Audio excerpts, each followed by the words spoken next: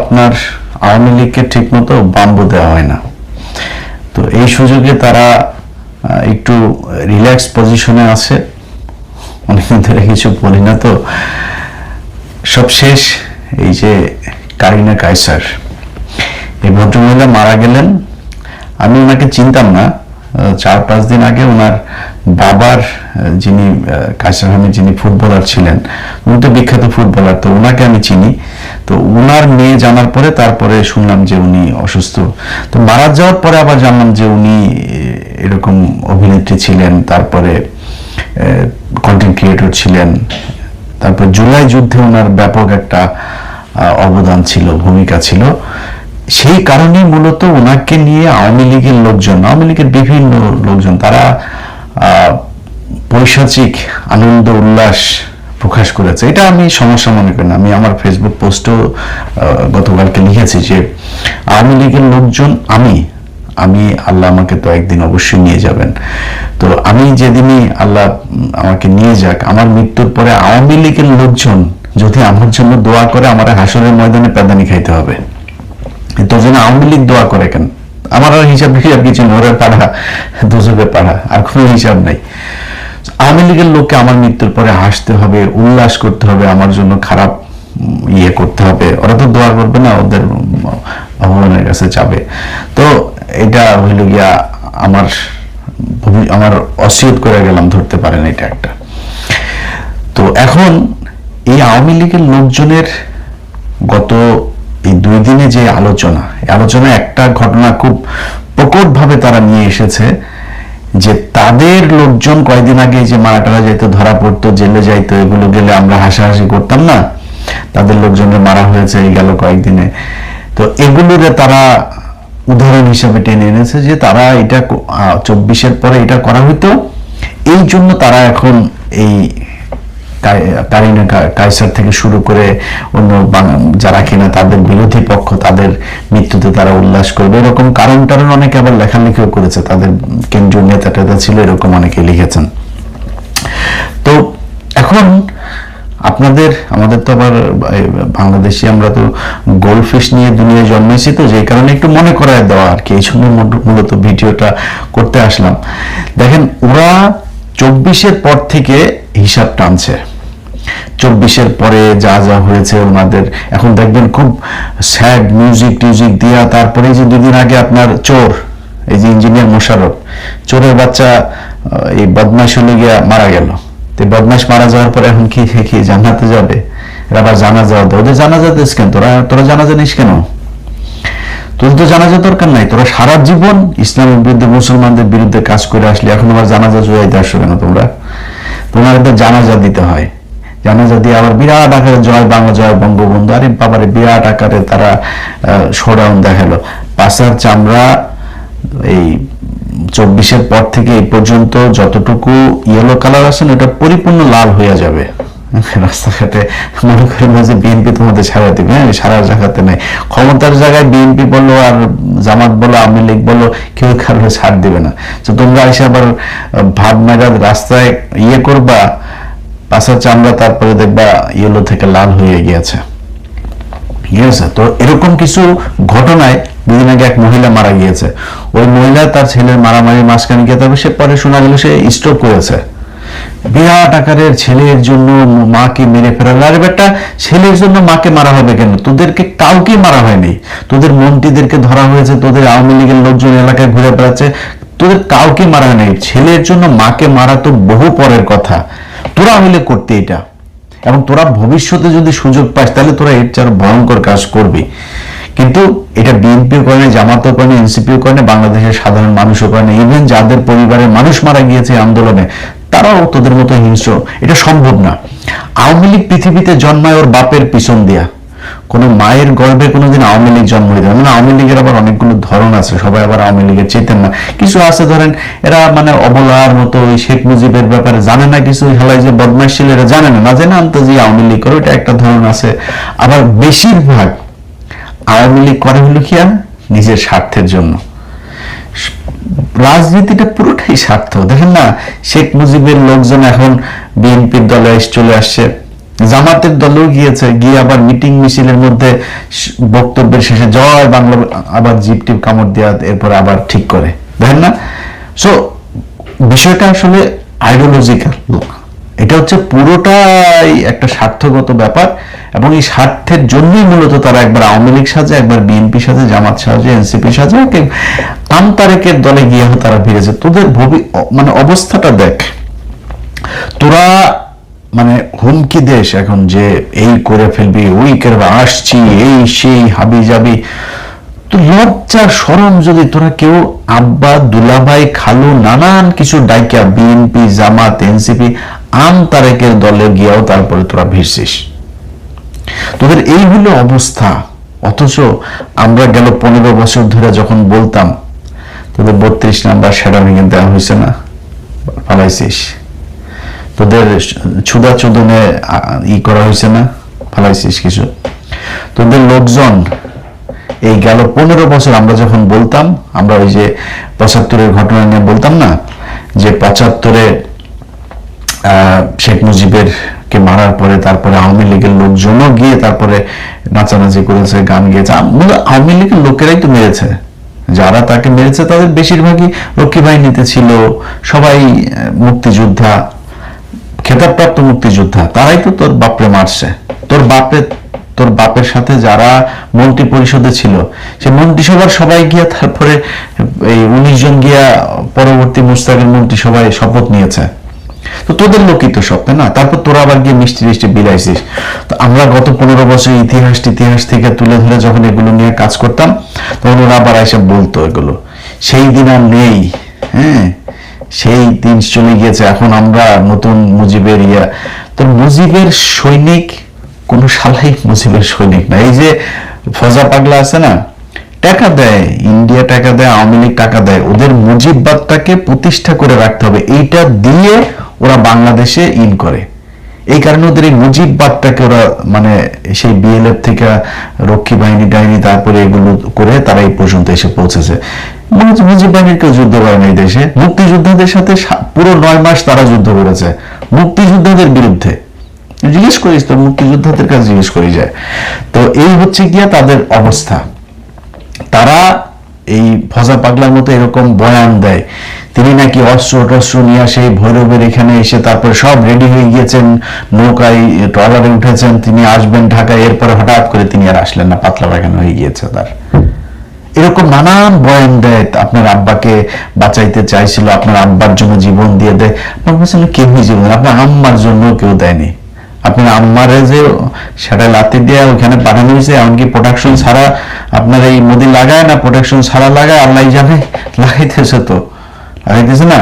তো এখন যে তোর মারে যে সেটা লাতি দিয়ে বার করে দিল, তো তোর মারে বার করে দিল, তোর একটা কেউ নাই, একজন মানুষও কি রাস্তায় দাঁড়াইতে পারলো না আমরা শেখ হাসিনাকে চাই। তোরা সব আব্বাটাকে, তোদের রাষ্ট্রপতি তোদের আব্বা, তোদের এই বাপও এখন কয় জিয়াউর রহমান মহান স্বাধীনতার ঘোষক, বহুদলীয় প্রবক্তা, তারপরে আওয়ামী লীগের কয় ফ্যাসিস্ট। তোদের আব্বা রাষ্ট্রপতিও বলে। সব মানির খেলা, মানি ছাড়া এখানে কেউ আদর্শ মতো করে না। তো এই এখন তোরা যে নতুন করে শুরু করছিস, এই করে ফেলবি, সেই করে ফেলবি, 15 বছর বলছিস না করবি, 32 নাম্বার সেটা ভেঙে দেওয়া হয়েছে না। একজন মানুষ গেছিলি যেদিন ভাঙা হইলো, একজন গেছিলি যারা তারপর দাঁড়াইছিলি যে আমার উপর দিয়ে বললো যে চালাইতে হবে, বলছিলি নাকি তোরা? একজনও নাই।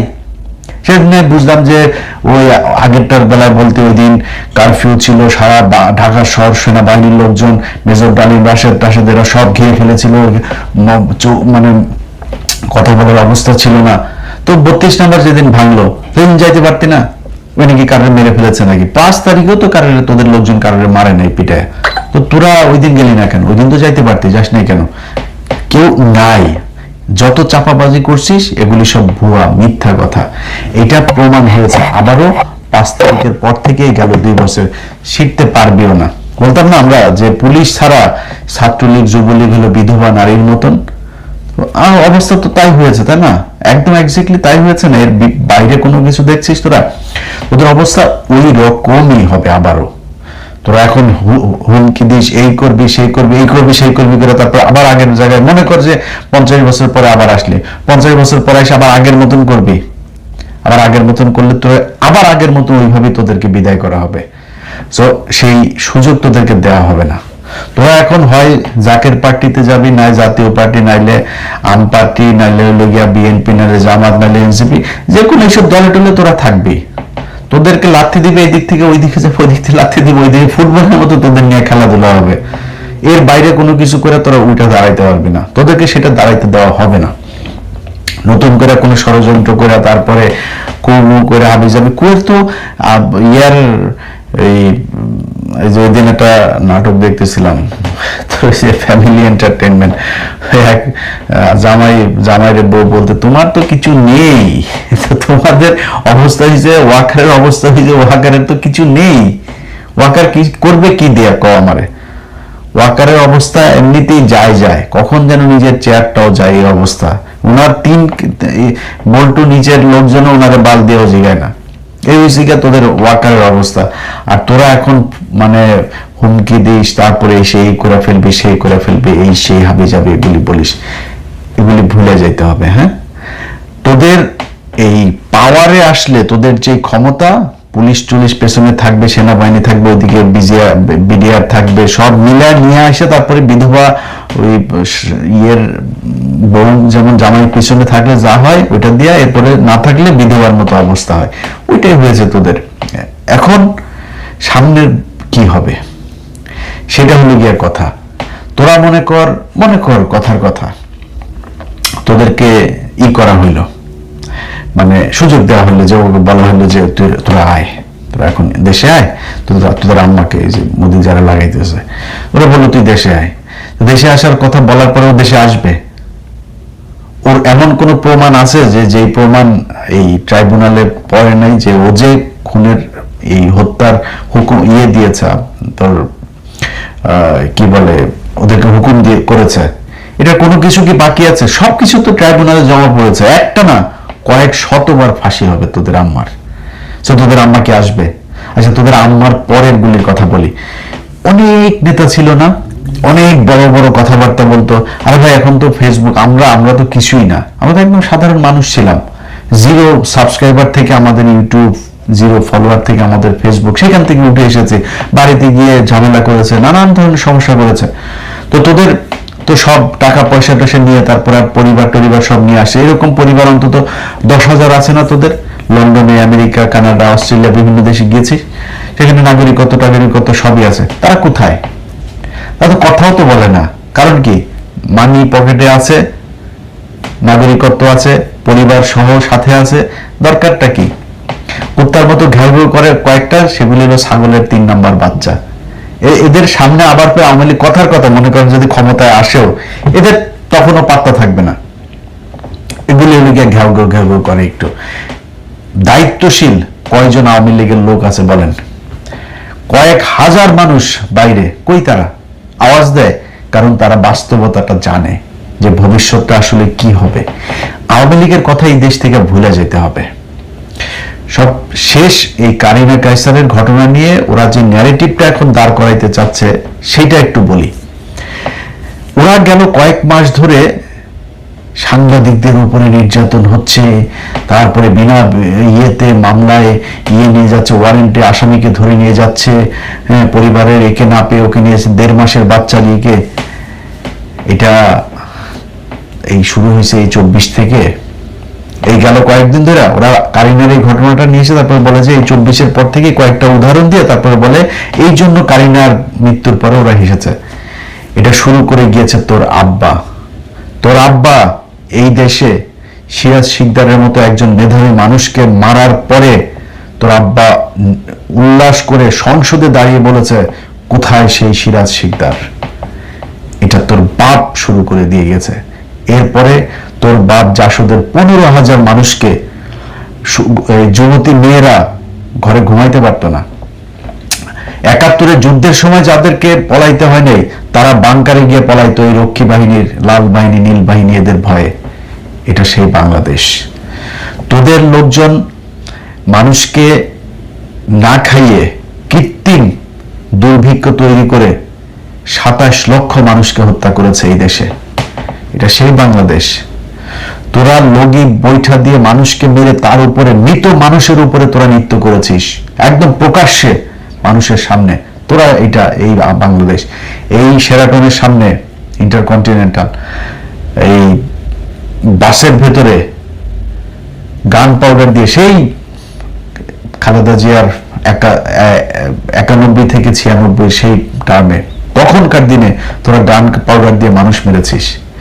তোরা এই দেশে মানুষকে কৃত্রিমভাবে মিথ্যা বিচারের মাধ্যমে ফাঁসি দিয়া তারপরে তাদের লাশের সামনে জুতা পেটা করেছিস, লাশের গাড়িতে জুতা পেটা করেছিস, লাশের সামনে মিষ্টি বিতরণ করেছিস, লাশ দাফন করতে দিস নাই, লাশই দিস নাই। এরকম বহু লাশ এখন পর্যন্ত পাওয়া যায় নাই। এটা সেই বাংলাদেশ। একটা লাশ কবর দেওয়া হয়েছে, সেই কবরের উপরে গিয়ে তোরা হামলা করেছিস। ছোটখাটো মানুষ না, সালাউদ্দিন কাদের চৌধুরীর মতো মানুষ।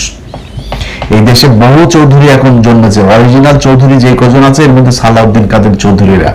সেই সালাউদ্দিন কাদের চৌধুরীর মতো সম্ভ্রান্ত পরিবারের একটা মানুষের কবরে পর্যন্ত গিয়ে তোরা হামলা করেছিস, ভাঙচুর করেছিস। একটা মানুষ মাটির সাথে মিশে গিয়েছে, সেই মানুষটার উপরে তোদের ক্ষোভ। এটা সেই বাংলাদেশ। তোরা এসে এখন 24-এ কিছুই হয় নাই। তোদের নেতারা, তোদের মাথার ভেতরে মগজে যেটা ঢুকে আছে সেটা তোরা বলতিস যে আওয়ামী লীগ যেদিন ক্ষমতা থেকে যাবে সেদিন 10 লক্ষ মানুষ নারী হয়ে যাবে। এই তোফায়েল বলেছে 10 লক্ষ মানুষ মারা গিয়েছে, 10 জন মানুষও মারা যায়নি। তোদের মতো এত হিংস্র নেরা এই রাস্তার মধ্যে কিছুক্ষণ পেটাইছে টেটাইছে, তারপরে পুলিশের হাতে তুলে দিয়েছে, মজা করেছে, ভিডিও করেছে, নাচাইছে, এইসব করেছে, কাপড় চোপড় খুলে নিয়েছে। তোরা হইলে শুধু মার না, তোরা হইলে কয়েক লক্ষ ধর্ষণেরই শিকার হইতো 5 তারিখে যদি তোরা যদি এইভাবে ক্ষমতায় আসতিস। হয় নাই কিচ্ছু। এখন তোরা এই যে এত কিছু তোরা সারা জীবন করছিস, তোরা এখন এই 24-এর কয়েকটা ঘটনার ছোট ছোট ঘটনা, মানুষ ভোট দিতে যায়নি তোদের পক্ষে। ধানের শীষে ভোট দেওয়ার কারণে 4 বাচ্চার মাকে পর্যন্ত তোরা ধর্ষণ করেছিস। রোজা ভাঙিয়ে এই আলেপ, এই যে পুলিশ কর্মকর্তা আলেপ, রোজা ভাঙিয়ে তারপরে ধর্ষণ করেছে শিবিরের এক নেতার স্ত্রীকে। এটা সেই বাংলাদেশ। কথা বলার বেলায় হিসাব করে তারপরে কথা বলে। আমরা ভুলে গেছি সবকিছু। আমাদের এই গেল 2 বছরে যেসব শুয়োর ছানারা টাকা পয়সার বিনিময়ে তারপরে তোদেরকে বিচারের মুখোমুখি না করে তারপরে তোদেরকে ছেড়ে দিয়েছে, তোদের বিচার করে নাই, তোদেরকে রাজনীতি করতে দিয়েছে, তাদের আল্লাহ টাকা পয়সার হিসাব একদিন নিবেন। এই যে ছোট ছোট বাচ্চা, আরে বেটা 1.5 বছরের 1.5 মাসের বাচ্চার মাকে জেলখানে নিয়েছে, এরকম বাংলাদেশে বহু ঘটেছে গেল 15 বছরে। তোরা 1.5 বছরের বাচ্চাকে গুলি করে মারছিস, 6 মাসের বাচ্চাকে সহ তোরা করছিস, ওই কি বলে ঘরের ভিতরে ঢুকায় দিয়া বোমা দিয়া তারপরে বলছিস যে নাশকতা করতে গিয়ে বোমা বানাই করতে গিয়া। একটা দুইটা না, ওই জাহাজবাড়ি থেকে শুরু করে সেই গাজীপুরের, সেই বগুড়াতে, রংপুরে, সিলেটে, চিটাগাঙে, বিভিন্ন জায়গায় তোরা এই নাটক সাজায় তারপরে মানুষকে মেরেছিস। মানুষ মারার পরে সেই লাশ পর্যন্ত নিতে দিয়েছিস। এই পুরান ঢাকার ইব্রাহিম তার বাবা লাশ আনতে গিয়েছিল, সে লাশ নিয়ে বেশি বাড়াবাড়ি করলে তোমার ছেলে আরেকটা নাই হয়ে যাবে, কিচ্ছু বলে না। আর এটা সেই বাংলাদেশ। কোন হিসাব করে কথা বলতে হবে। অতএব তোরা এই হাসাহাসি করবি, আমরা মারা গেলে তোরা করবি, আমরা কেয়ারই করি না। তোরা মানুষ না, তোরা আওয়ামী লীগ। তোরা বাপের পিছন দিয়া ফুসফুস করে গরুর মতো বাইরে হইছিস, বুঝছিস না? তোরা কোনো মানুষ পৃথিবীর কোন ধর্ম বর্ণ, কোন মানুষ যার মিনিমাম